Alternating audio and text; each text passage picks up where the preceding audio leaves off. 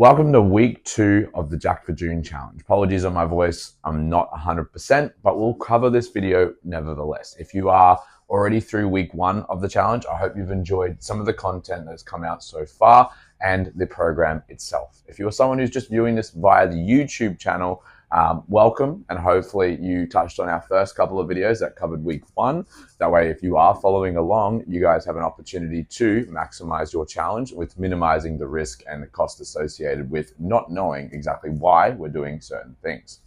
We're going to cover into our first portion or our session 1 of the challenge, and then we're going to run through each part and what the changes are in the next stage of the program. In week 1, we had a bit of a testing component to see where we were at for our 8 rep max chin up, and then we did a 1 rep max back squat attempt. So you guys should have some rough idea of what your current 1RM is. Use the 1RM that you achieved in week 1 for that movement, not your previous personal best or a lifetime PR.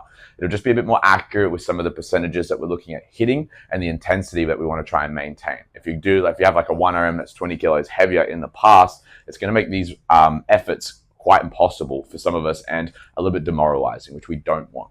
So we're going to hit the chin-ups 1x7, 2x6. It's going to be at the 8 RM that we achieved. So if you got an 8 RM of 10 kilos on the chin-up, you'll do 1x7 at 10 kilos, 2x6 at 10 kilos. And then our final set is an M-rap set at either body weight or double resistance. So if you're using 1 red band for the 8 RM, you'll go 2 red bands for the double resistance component of that.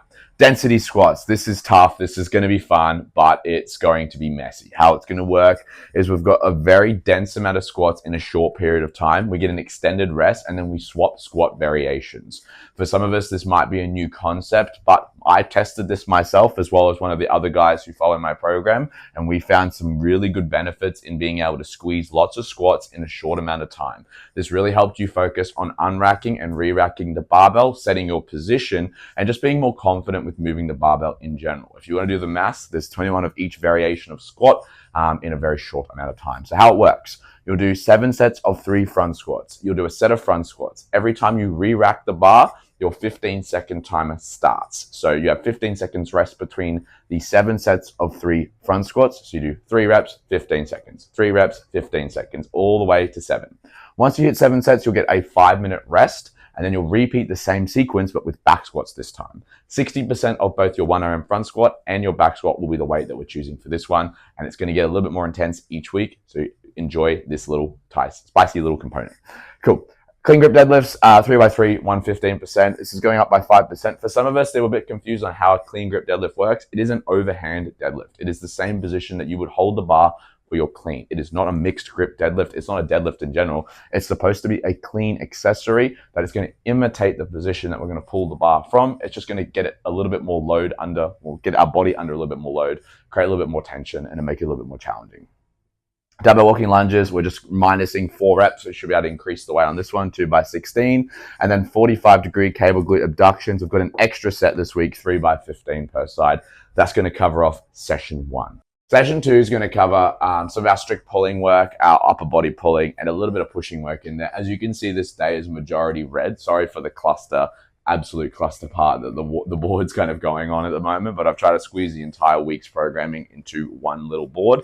It can be a bit challenging. But session 2, we're going to hit strict pull-ups 3x10 at an RPE7. We did a 1 rep max pull-up, so you should have an idea of how your heaviest pull-up looks. That way we can get a bit of a guide of how 10 reps, 8 reps, 6 reps is going to feel in those oncoming weeks.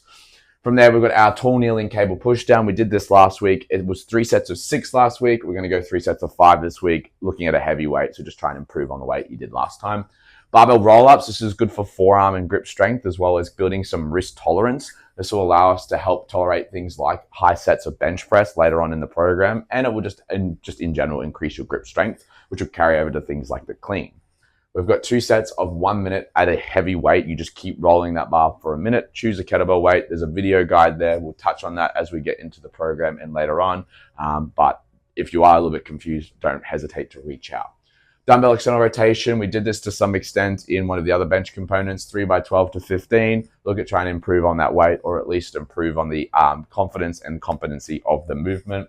We're going to touch on our pause bench press. Last week we did 1x7. 5x10.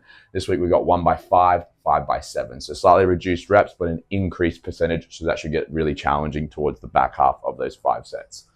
Bent over row is going to be a new addition to this week's program. We've got 5 sets of 8 to 10 reps. You'd be silly not to superset the bent over rows with the bench press, as they're very similar set sizes and they're easy movements to do back to back.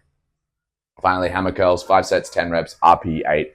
Nice little bicep pump to finish. Make sure with this one, we're just pausing at the top as we come down. Just a momentary pause for each repetition. Just gives us a good position, helps develop more of the biceps, and really helps us slow down the movement so we're not just adding momentum and swinging.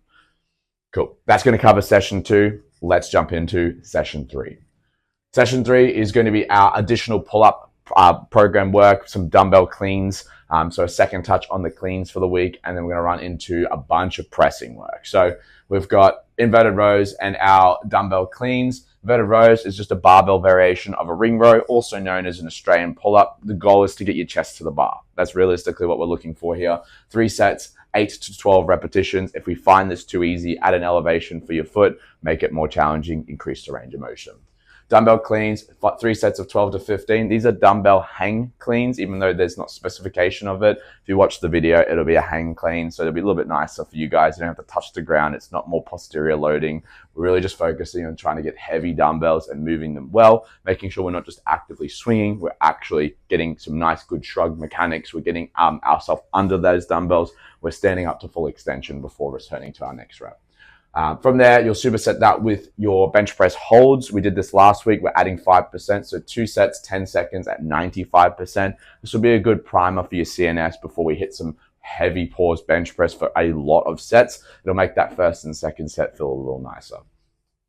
Speaking of pause bench press, we've got 12 sets of 4 reps. I know. 12 sets, 4 reps, 48 reps in total. This is actually a bit of a reduction compared to the other pause bench press day, where it had 57 reps on the first week. The 4 reps should be nice.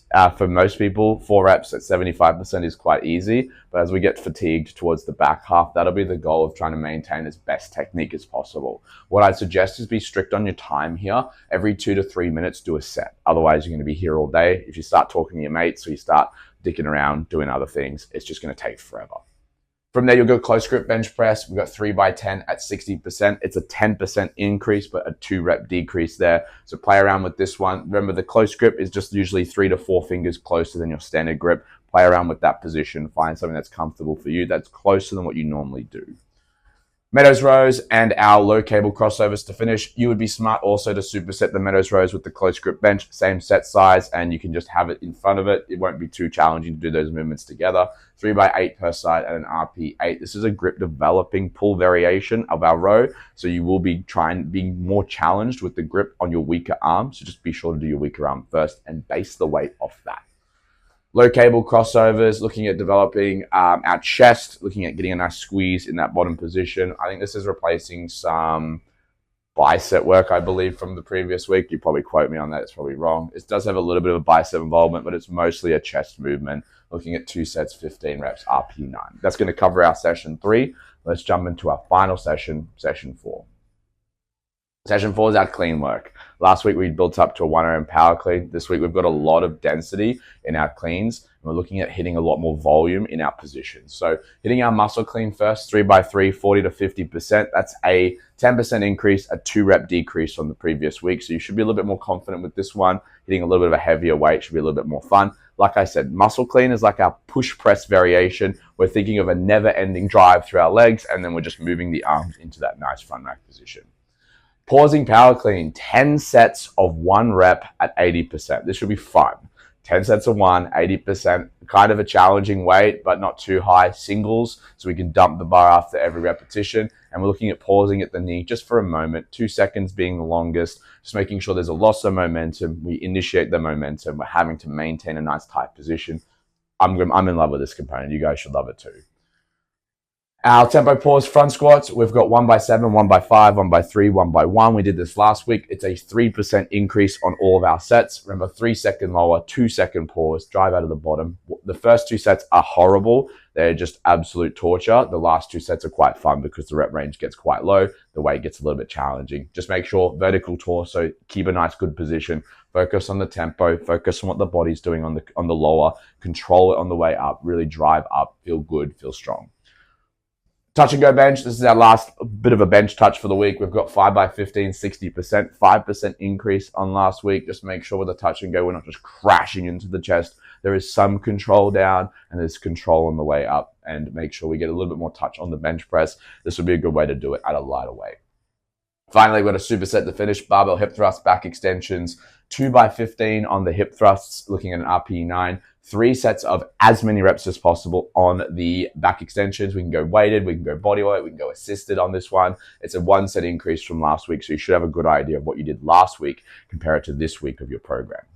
Cool. That's going to cover our 4 sessions for this week. If you have any questions about any of the components, you need modifications, if you guys are on the Jacked for June challenge and you're not too sure who to ask, reach out to myself. I'll be able to make some changes to your program so that it allows you to keep consistency going. It makes you feel included, but you're not going to be detrimented by an injury or a limitation that doesn't allow you to do one of the movements. If you aren't on the Jacked for June challenge and you would love to jump on, it's never too late. Hit us up. We can sign you up to some variation of the challenge. We can send you the program to get you the 8 weeks up front, ready to go. But otherwise, hopefully you guys enjoyed week 1. You're going to enjoy week 2. This is where it gets hard. The next 2 or 3 weeks will be very challenging for volume. But then as we progress towards that 8-week mark, it's going to start to get lighter on the volume, heavier on the weight. And that's when people start to get a little bit more excited.